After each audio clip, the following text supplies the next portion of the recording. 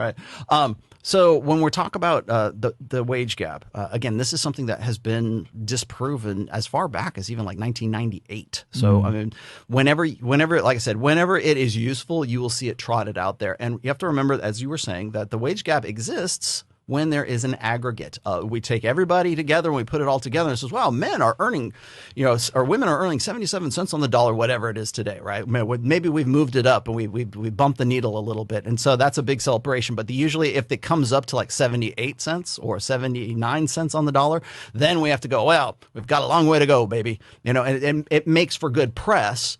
But the fact of the matter is that the reason that it exists is not because, and this is the second part of all this, is when we talk about the wage gap, we presume that it exists because of endemic sexism, and it does not exist because of endemic sexism. It exists because choices that women make that sometimes they're forced to make, sometimes they have to, right? Like say, okay, I want to have babies. So that's going to take you out of the workforce for a certain amount of time. Maybe you decide that you never want to go back to work, whatever. Those choices are going to be something that is unique to that particular person. But if you take these numbers in aggregate, in some cases, women are earning more than men, depending on whatever the particular, the industrial subsector. This was shown at Google as well. Exactly. Yep. They tried to say there was a wage gap, but women actually made 8% more. Way more. Yeah.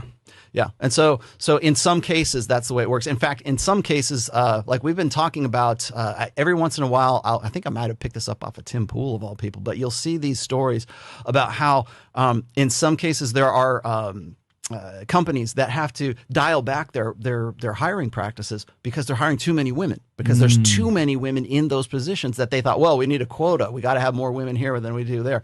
And it's not about the actual qualifications of that person, that male or female. It's about whether or not you have a penis or you have a vagina. And that's really what it comes down to. It's like, how many vaginas do we need and how many penises do we need? And that's really what they're talking about. It's not about the quality or the merit of that, the respectability, the meritocracy kind of thing. It's about the quota side of things. And that comes down to the equality. What do we have? Do we have equality or do we not have equality?